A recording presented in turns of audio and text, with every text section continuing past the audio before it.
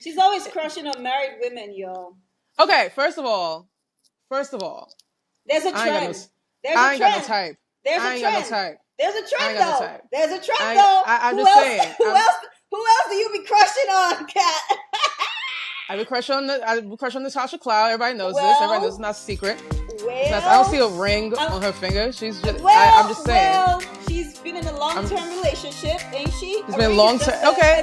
A ring is just an ornament. It's just like my freaking earrings. Who gives a fuck about a ring? It's just accessory. It's just an ornament. It's just, it doesn't mean crap. That's cute. That's cute. That's cute. That's cute. But she's been in a committed relationship. So that's all. Well, anyway, y'all see the trend?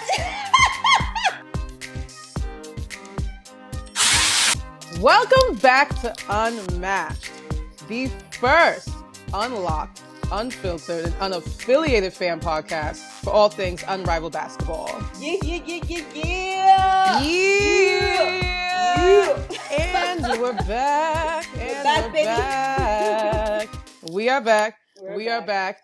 This is our off season for our W, and we are back yet again. I'm your host, Kat Nicholas. I'm your co-host, Dieyi. Period. And you know what? I just want to say a good thank you to all of our listeners for rocking with us for what has been turning into a tri-weekly podcast. Yo. Listen. It's summertime. We're outside, okay?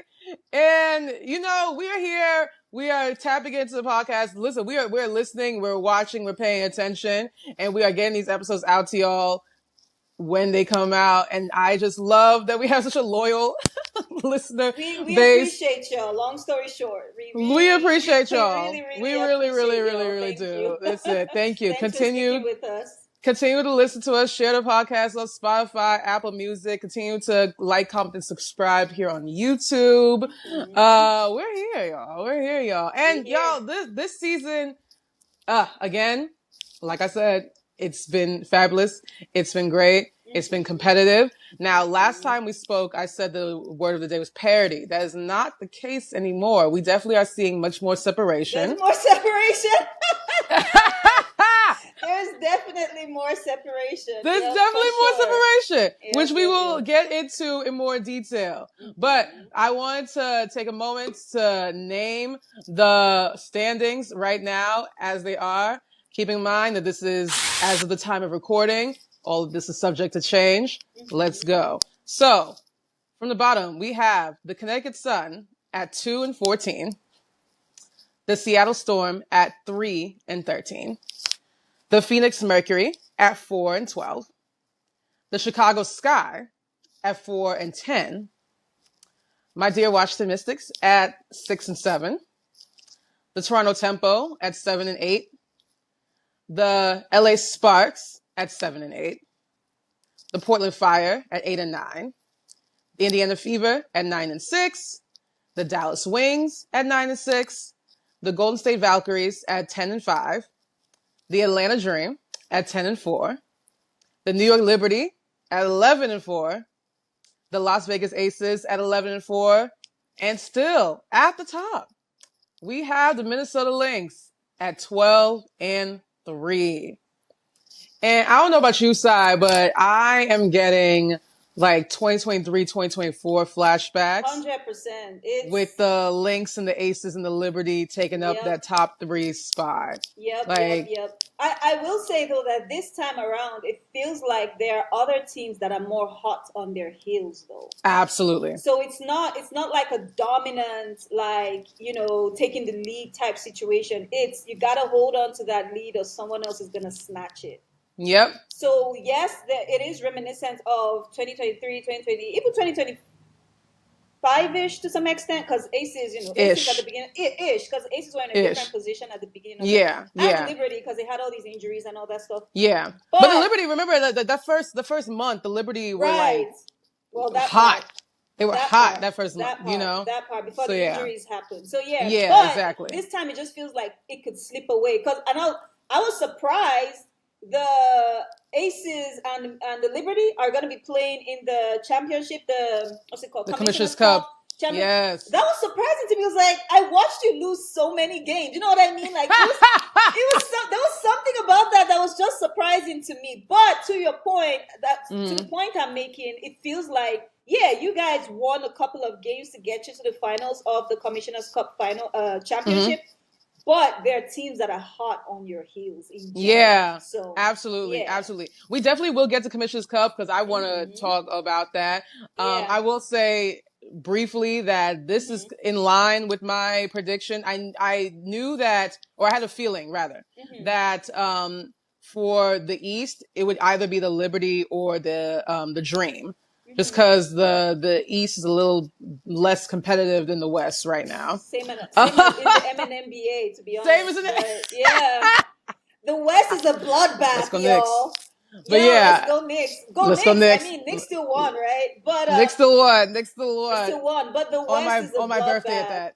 On my birthday at that. I just had to let the people know. We're not going to spend too much time on the men's game, but I just need the people to know that the Knicks won the championship on my birthday. So you're welcome. You're welcome to everybody in this city. And we turned up. We turned up. God! Anyway, I can't even get into it. So I knew it would be Liberty or the Dream for the East. For the West, I had it between either the Lynx, Aces, or the Wings. That's who I had. And maybe the Valkyries, depending on like how a couple games went. But as far as like taking that top spot, that's what I had. But we will get into that in a second. But before we do, as y'all know, this is an Unrivaled podcast. And even though we have our off season, Unrivaled is still making moves. And so this week, out of nowhere, Unrivaled decided to hit us with a player reveal. And so we are excited to announce that in 2027, the one and only Gabby Williams will be joining Unrivaled. And I'm very excited about this. I've been wanting her to do Unrivaled anyway, but I know she'd be overseas, doing her thing. So I wasn't holding my breath for her to be Unrivaled. So this was a pleasant surprise to hear that she would be doing it. On the flip side, another announcement that we got very recently was that a one Azzi Fudd will, I suppose, not implied, be... Yes. It is being implied that Azzi Fudd will not be participating in Unrivaled this upcoming season because she is going to be participating in Project B. And for those of y'all who don't know who Project B, or not who, but what Project B is a new professional women's basketball. I think actually there's going to be women's and men's, if I recall correctly. Apparently there's going to be men's. They just haven't made the announcement for men's yet. There's going to be it's a new professional basketball league, and it's a global league. It's set to start this December 2026. And we already have a number of other WNBA players who have signed on to Project B, one of them being Alyssa Thomas. So we can assume that Alyssa Thomas is also not going to be doing Kelsey Unrivaled Mitchell, this upcoming. Mitchell, Jewel Lloyd. Who are all Unrivaled players, so... Yeah. Well, Jewel Lloyd didn't do Unrivaled this past season, so that was less as a surprise, I suppose. But AT did it, and now she's going to be doing Project B. Kelsey Mitchell did it, she's going to be doing Project B. And now Azzi Fudd. And Azzi Fudd, this made my eyebrows raise quite a bit, because Azzi Fudd had and still has an NIL deal with Unrivaled. She was a part of that class that started last summer, where the future is Unrivaled. So there was like Azzi Fudd was part of that. Flau'jae Johnson was part of that. Lauren Betts, a few other players that are still in college, such as Malaysia Fulwiley. Like the big college names right now. They signed on to Unrivaled, and like so, a lot of people, us included, were like, okay, it was going to be an easy pipeline. You're going to be a part of this NIL deal and then just be a part of the league. That's what Paige Beckers did as well. But Azzi seems to not be doing it. And really, this is a surprise. For me, it came as a shock, because y'all know how much I love Unrivaled. Yes. Y'all know how much I'm saying did now, because I don't know where I even stand, but I didn't give a fuck about Project B. I wasn't interested in Project B either. Project B. Until this announcement came in. And I'm like, there's just so many questions, and then obviously we know that Azzi Fudd's transition into the W has been shrouded in a lot of chatter and talk and just chatter is right. Just chatter, just homophobic talk and all that stuff. And there are other conversations we could have about maybe she needs a break from all that shit. Like maybe, this is just a thought that came to me. Again, no one said this. This is just me, my personal opinion. And so one of the first things I thought when trying to look at the positive aspects of her possibly being, and this is just, this is just me being greedy. I just wanted one of my favorite players to be an Unrivaled. That's just it. Well, yes. Nothing else. There's nothing else, there's no other reason why I didn't want her to go to Project B. But that's something that popped into my mind. Maybe she needs a break from all that shit. Maybe. You know what I mean? I didn't consider that. Because again, half the people who say all this shit don't follow the WNBA. Same way they don't follow Unrivaled, but they won't hesitate to talk shit if they see her playing Unrivaled. They won't, because they don't hesitate to talk shit about the W, even if they don't follow the W. It's the same energy they're gonna transfer to Unrivaled. So who knows, right? So this was me just trying to look for the silver lining, and I was like, maybe she needs a break from all that nonsense. Right? Yeah, absolutely. It has been a lot of just nonsense and chatter with Azzi Fudd, and it's really unfortunate because if we just stick it to the basketball, keep it to the basketball. Season. She's having a great season. Her team is winning. Like the Dallas Wings are winning. They're which that was not the case last year. They just had a 30-point before, win over the defending champions. They literally just won the game. Twice over the defending champions. They beat the Aces twice. Right. Whooped their ass too. Right. Whooped their ass blowout wins, double-digit wins. Yeah, they're playing well together. She's she's having a great season. She's having a great season. She's having a great rookie season. She's doing her thing. She's on the right team because there's been a lot of should she have been on this team, that team? Yep. I'm loving the way the Wings look right now. Her, Ari Kole, Paige, just in that backcourt, they're gelling very well. I was concerned about how they'll gel with Ari Kole, but they've proven me wrong. They're gelling. Yes, they're actually doing they're gelling really well. Yeah. And the front court, bitch, Jess Shepard, baby. Yeah. The Wings are looking good. The Wings are looking good, and Azzi's looking good. She's having a good season. So I'm tired of all the chatter. I think I've started. I don't think I muted her name. I think I muted a bunch of people who have her on the on the stand pages, just because it's the thing with stands, it's good or bad, they're gonna complain. They're winning, they're gonna complain. They're losing, they're definitely gonna complain. And it's damn, y'all. Y'all always upset about something. Damn, it's crazy.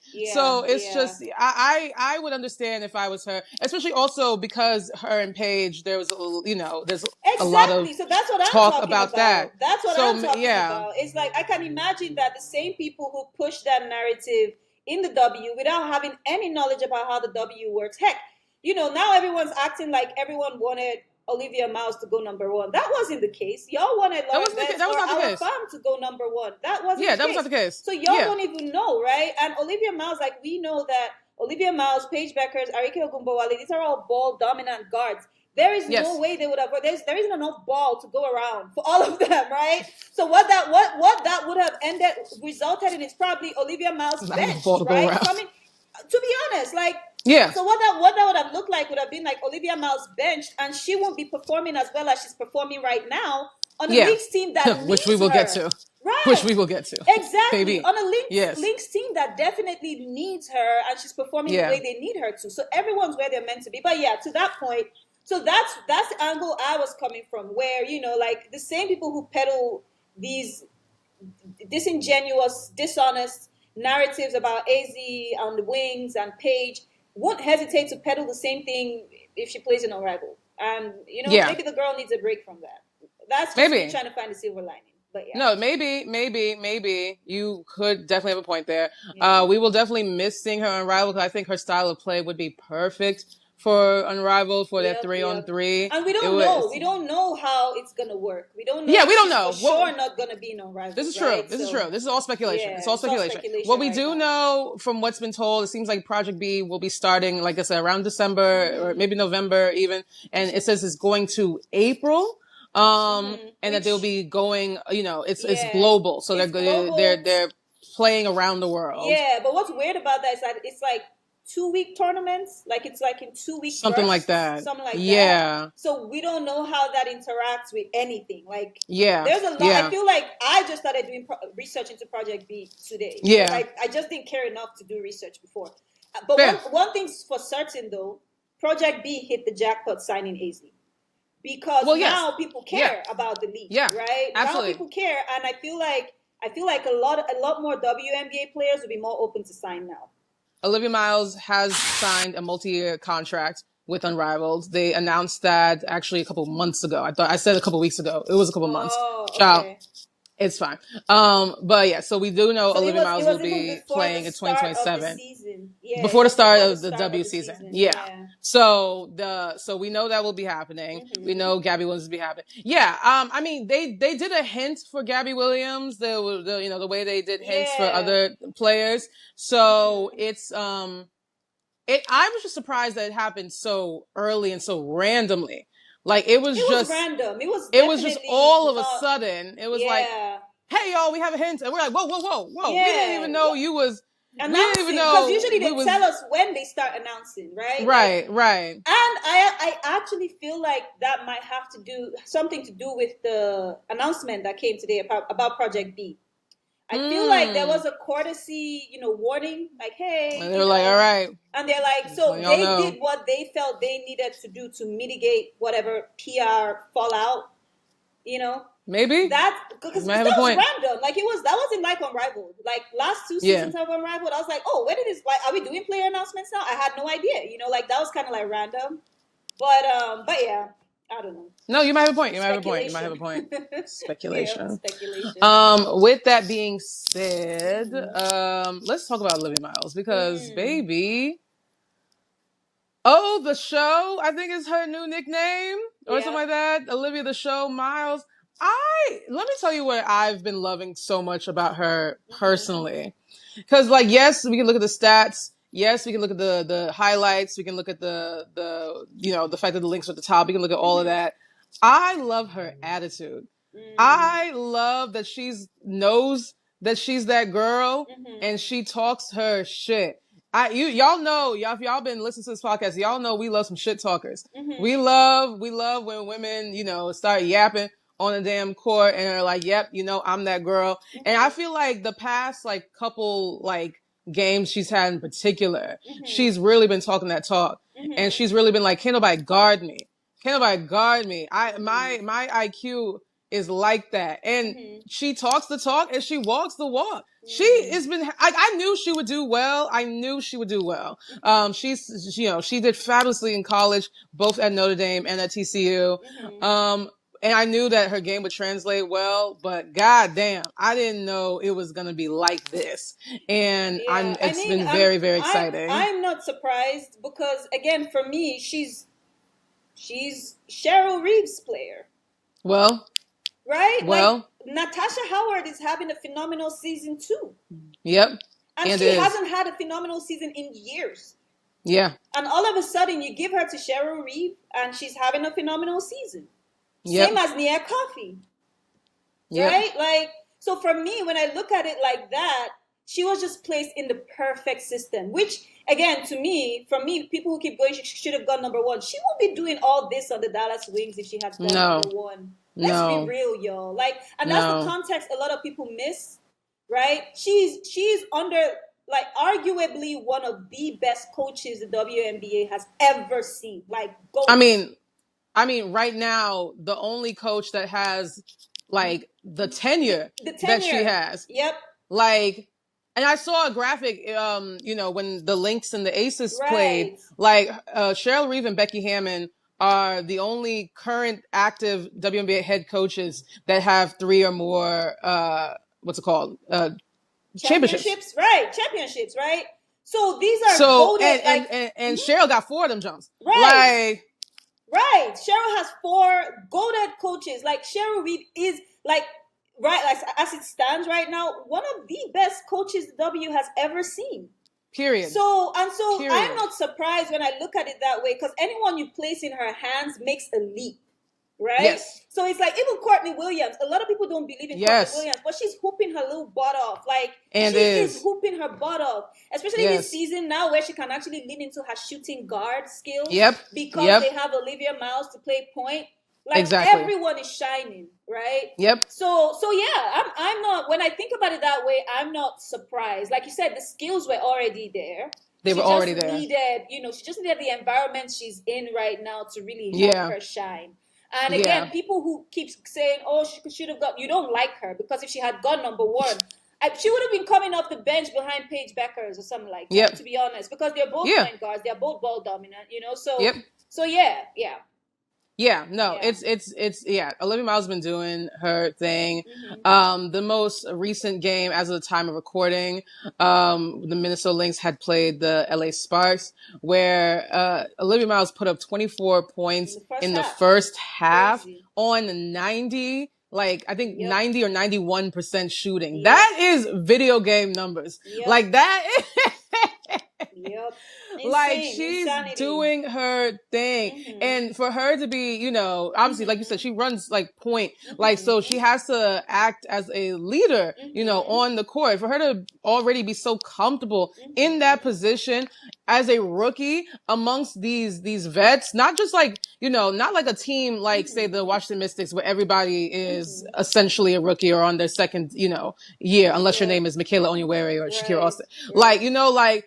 She's on a team with seasoned players, with Kayla McBride, with Natasha Howard, like you said, with Courtney Williams, like you said, like, there's real vets on this team, and she is able to like run this game and rise up to the occasion, rise to the moment, and not get scared. And not only is she not scared, bitch, she's like, bitch, I'm here, I'm in your face. What you about to do about it?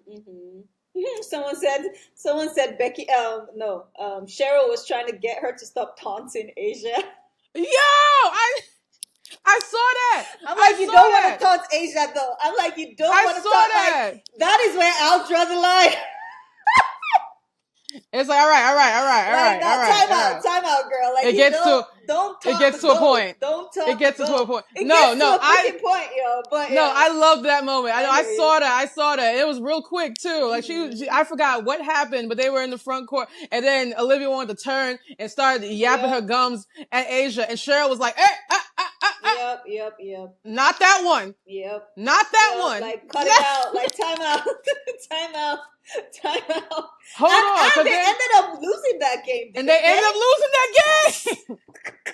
No, because then Asia will get that look in her eyes and then that's it. It's over. Exactly. It's over. Yeah, my God. Like it gets to a point. Not Asia, man. Not Asia. But that says so much about her that she has that nerve. It do take nerve. And I'm loving what I'm seeing from her. I'm loving what I'm seeing from her. I'm, for the record, at the time of recording, she got, Rookie of the Month for the month of May. She also last week got Western Conference Player of the Week, which I was like, okay, go Rook. Ooh, okay, girl, like do your thing. Yeah. I love to see it, and it speaks to like the caliber. We talked about the rookie class last episode and how they are all coming through and putting their stamp on it. They are not afraid. They're not afraid. And that's what I want to see. The future of the league is in great, great hands. I can't wait to see what the rest of the rookies continue to do. What, like we said, like Azzi continues to have this great season. Pauline Astier on the Liberty. That's my girl. The rookies That's are my hooping. girl. And again, like I feel like people do this all the time and you'd hope they'd learn at some point. You underestimate the rookie class and they come and surprise you. Y'all did it with last year's rookie class and this year's rookie class. They're hooping. Like Azzi Fudd has either tied or broken some records too, right? Yes. And her defense is where there's the biggest elevation in her game. She had like 3 steals in like 8 minutes or something like that. Something crazy like that in the last game. Like 4 stocks or something like 8 minutes or something crazy like that, right? Like people that I saw her defensive game her final year in college. I felt like it was underappreciated because obviously sometimes your impact on defense doesn't show up on the stat sheet.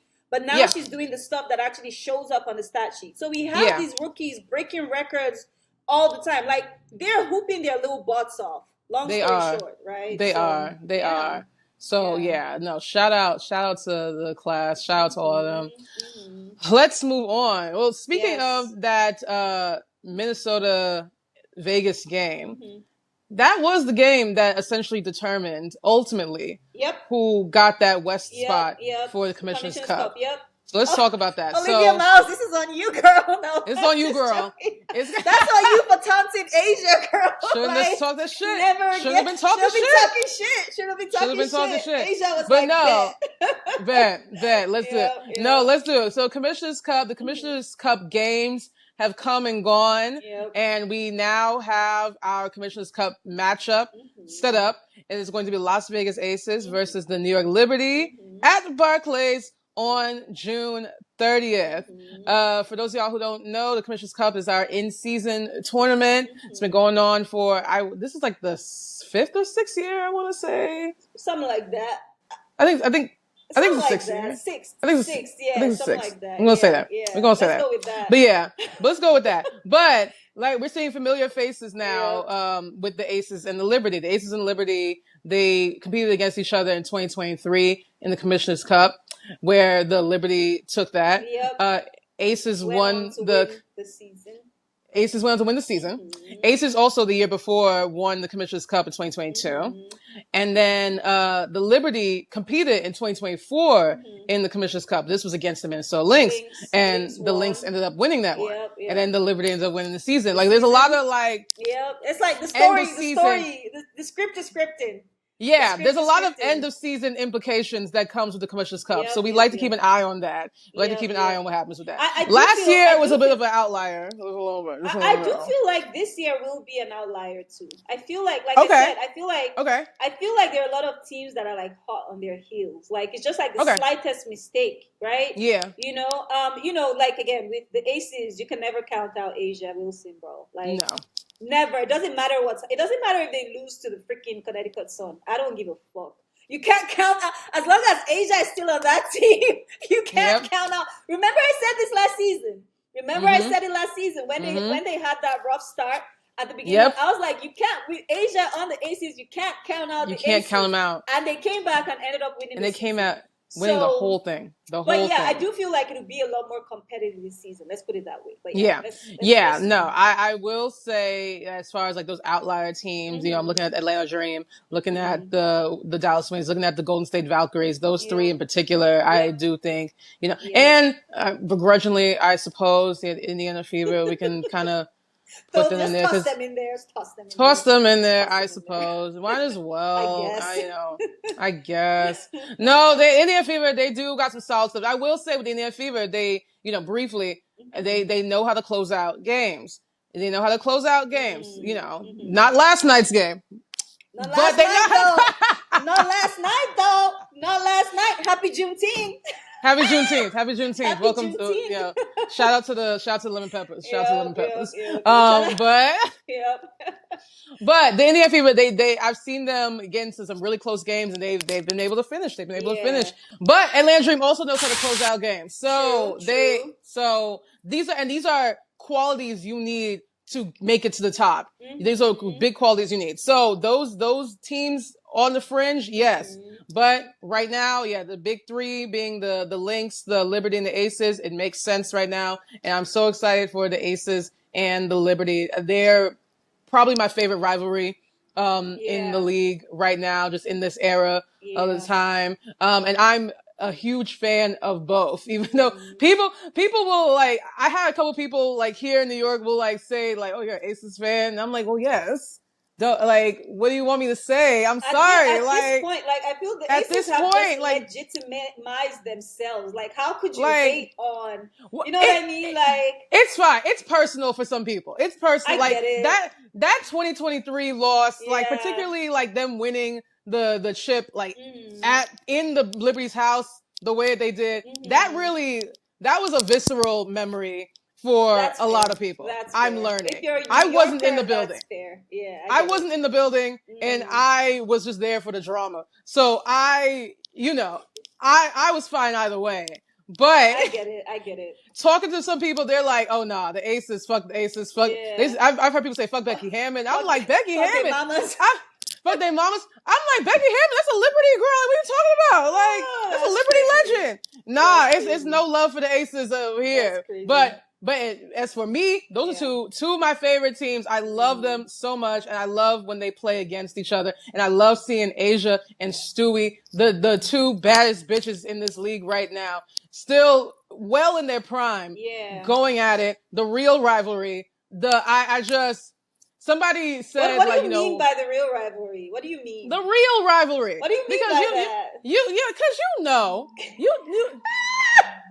It's giving Drewski. You know that Drewski meme where he's like, what do you mean? What do you mean by that? What do you mean by that?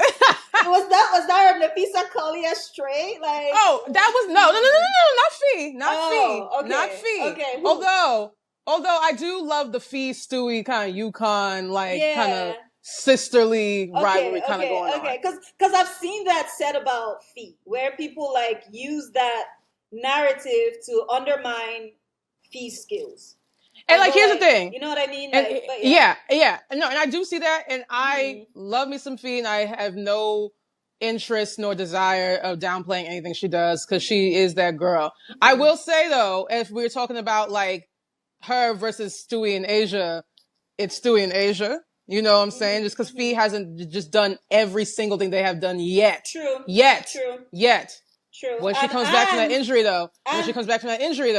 That injury, man, that again, like for me, that shit feels personal, because I've just missed Fee hoops all season, and I love fundamentally sound hoopers. Yes. And Fee's one of them, you know. Like I said, one of the most fundamentally sound. Fundamentally sound hoopers, right? Like, not to say I don't like the flashy hoopers, but I feel like most people tend to like the flashy hoopers more than the fundamentally sound. That's what gets clicks. That's what you know. That's the highlights. That's what gets engagement. That's the highlights. You know, Personally, exactly. I love fundamentally sound, which is the same reason why I like Azzi Fudd's game. She's fundamentally sound, right? Exactly. So I've just missed Fee hoops, man. I can't wait to see her back. But to your point, you're right. She hasn't done anything to put her on that level yet. No championships, no whatever yet. We'll see. You know? We shall see. And again, people are expecting the Lynx to fumble at some point. Well, I think people just want the Lynx to fumble. I think they just, Everyone's like, we know the gimmick, right? They're like the opposite of the Aces, right? Where the Aces start out shaky and then get it together and then win. But the Lynx start out strong. And then for some reason, like, they choke. They choke. Like, the playoffs last season were wild. Like, injury aside, it was wild how much they choked in the playoffs last season. Because it shouldn't have gotten that far with the Mercury. As good as the Mercury were, it shouldn't have been that close. It shouldn't have been that close. But with that being said, somebody had by the real Stuja. And by the real rivalry, I was referring to some of the other rivalries of the league likes to manufacture. We have talked about them, in the past. We don't need to bring it up, but you know what I'm saying. The real rivalry, Stuja. I think I know which one, girl. But Stuja. Oh yeah. And we haven't gotten to All-Star yet. Usually when there's an All-Star break, after All-Star break, a lot of these teams kick it into gear. So we'll see what that looks like as well. And I think to your point, we haven't gone to All-Star games yet. That's another thing to consider too, because I feel like people are making all these far-reaching conclusions about the rest of the season a little too early. Like, just a little, because we barely just crossed like the 10-game mark for each team. Technically, we're like a quarter of the way into the season. Like it took Aces the second half of the season to get it together last season, and then they ended up winning. So that's all. It took them getting their ass whooped by the Lynx. Right. So, I think it was a 50-point loss. It was a historic 53 points. Historic loss, because they set a record for losing on the road, right? But this is the WNBA, yo. Like, things could change at any time. So anything could happen. So brace yourselves, hold your horses, brace yourselves. So it's a new dawn in the WNBA. I feel like, a free agency changed the scene, right? Yes. So we're talking about parity just last episode, right? So yes, the parity is still there. Like you said, obviously some teams are separating themselves from others now, but the parity is still there. The fact that, like I said, that we still have teams that are hot on the heels of the top 2, top 3. the Lynx, the Aces, the Liberty. It shows that there's still way more parity than we've seen over the past couple of years. And I feel like the historic free agency had something to do with that. So it's a new dawn in the WNBA, you know, and I think it's reflected in the All-Star voting. I'm definitely surprised. Some names are higher than I think they should be. Some names are lower than I think they should be. But it's a new dawn, you know. So new dawn, new day. Yeah, new dawn, new day. It's a new dawn, but Asia's still shining. And Asia's still shining. Well, Asia's still shining. No, that's what I'm saying. I'm like, I don't want to entertain no type of MVP, nothing. As long as Asia Wilson's still touching the basketball, she's earned that. She's earned it. Personal opinion, whatever aside, she's earned that more than. She's not. She still hasn't hit 30 yet. She's turning 30 this year. She's in a freaking league of her own. She very easily could win her 5th MVP this year. Very easily. Because she's still playing at that level. Because she's still playing at that level, right? She's still making 30-point double-doubles. Like, it's wild. Like, she has earned damn near a triple-double one of them games. Like, it's crazy. Like, shooting the three consistently. Insane. She's like in the top 3 of like 3-point percentage and her game right is now. Still expanding. I'm just like, it's still expanding. Yeah, she. If you ask her, she's like, "Oh yeah, I'm not done. Like I'm still." That's terrifying. That's terrifying. Everybody should be very scared. I am. I'm trembling. You and your faves. I'm trembling. Like, and that's my goat. Very scared. That's my goat, and I'm trembling. She's literally on my lock screen every day, and I'm trembling. 100%. Oh, wait, speaking of, sorry, just real quick, just because, you know, in case anybody was curious, because, you know, last year for my birthday, I got, you know, the A1s. This year for my birthday, I got the A2s. And they look good. They look nice. Yes, what color did you get? They got the pink, of course, obviously, nice. obviously. I don't know, I still like the A1s better. Really? I think the A2s are more comfortable. Okay, but for me, it's the simplicity of the design. I feel like, I feel like the simplicity of the design is like, you know, it's like less is better type thing. So I still prefer, and so that's why I haven't tried to even get my hands on the A2s. Just because I prefer the design. But yeah, that's fair. The A2s are nice. I think I prefer the A2s. Yeah. They're definitely much more comfortable to walk in. Yeah, the A1s are really, I really loved like the holographic parts like on the back of the heel. And it's just what I've seen with the A2s, I got it. There's some colors I really like. Yeah. Right? But generally speaking, I just prefer the design of the A1. So I haven't tried to get the A2s. But fair. But yeah, I'm getting my collection going. I got 2 pairs of A1s. Congrats. I got the Leo Lights A1s finally. Nice. And then the and now I got my A2s. So happy birthday to me. All right. So for the interest of time, let's go on to our last segment, which is going to be Unrivaled Leap. Highlighting a player that has shown great progress in the W this season and last, you know, after playing in Unrivaled. And so this player I wanted to highlight, unfortunately, we just learned is being sidelined with an injury, and we don't know how long it will be until she comes back. Yeah.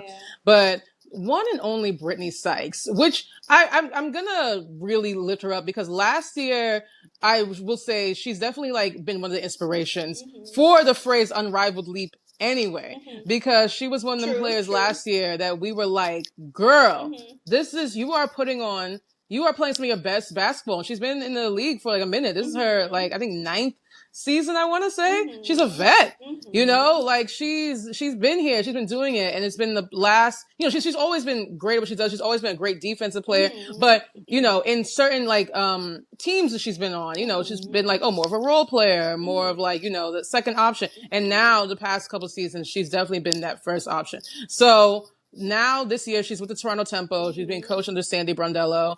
Her and Marina Mabry have been a dynamic duo. They are both on the same team together. And she is, you know, averaging right now like 20 points, still killing them with the blocks, still killing them with the steals, still doing her thing and being a leader on this team.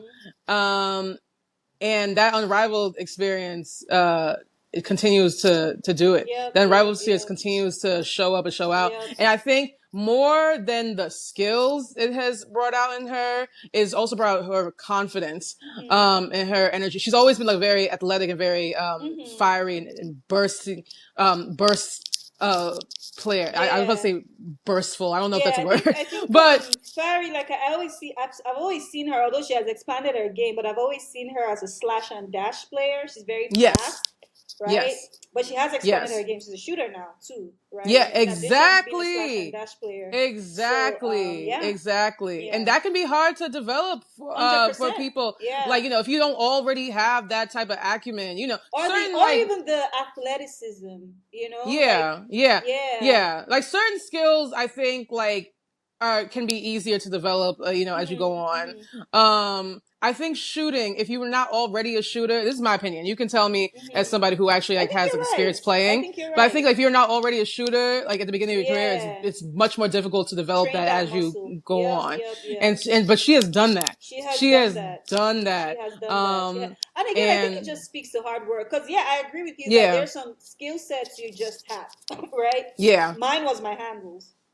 When I played, come on. Right? Yeah, it's still there. Mine was so I was the flashy player, which is ironic because I like fundamentally sound players, but I was like the flashy behind back layup type player, right? Oh my God, period. But so there's something. But at the same time, I feel like if you take the time to become more well-rounded, you can be more well-rounded, which is my frustration with a lot of players sometimes because I'm like, your game's not growing. What's happening? Well, so it's like it's a concern. But to your point, yes, it does take. I feel like it takes a lot of focus, effort, and just the desire to get better at being a shooter. And she's been able to do that. Yeah, she's able to do that. Yeah, and I'm gonna cite that Unrivaled experience, that Unrivaled championship experience in that first season, and even in the second season, her being called to be that primary scorer for the Laces. Which remember we were like, well, I was like, oh, I'm not sure if it'll be Brittney Sykes, because that team has Jackie Young, that team has Alyssa Thomas, that team has X, Y, and Z, and you were like, don't sleep on Sykes, don't sleep on Slim now, and there we go. She showed up and showed out.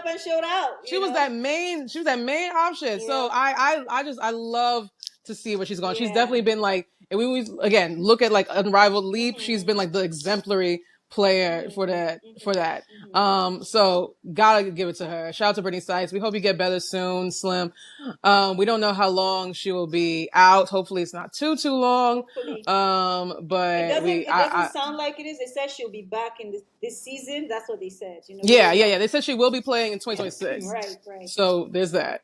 But hopefully it's not like playoffs. Yeah. Hopefully not, because I know foot injuries can be pesky too. Because it's your freaking feet, it's your foot. You're always on your foot. So I know they can be pesky, but we're wishing her all the best. I hope there are no hitches in her recovery process. Yeah.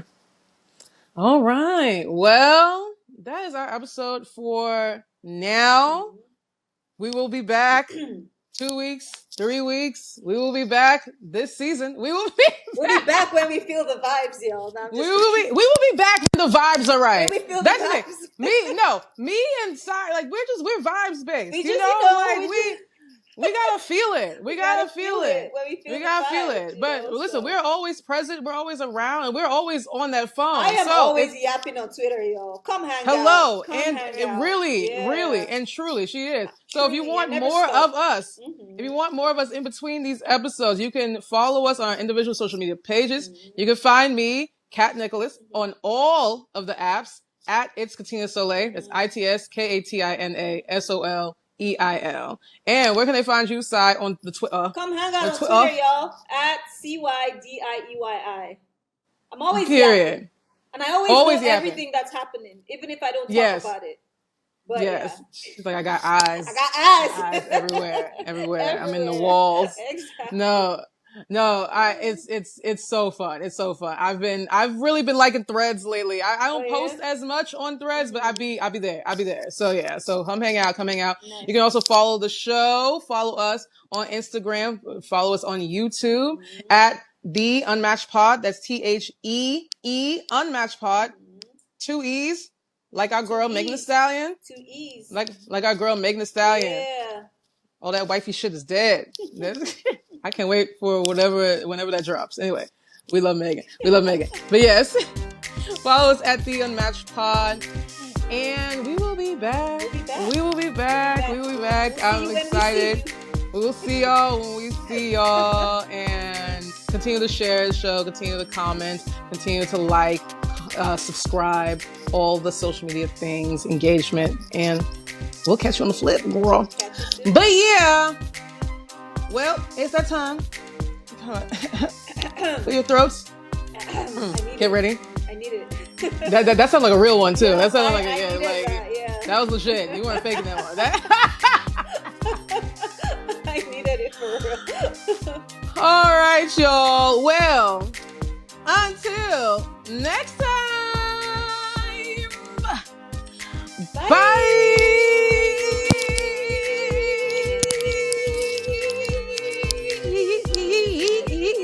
Sing, Sai, sing. Little vibrato, you know. Yeah, I heard that. Sing. Yes. The Unmatched Pod was created and produced by yours truly, Kat Nicholas. This week's episode was edited by Dieyi. And our gorgeous cover art was designed by Ari Kole.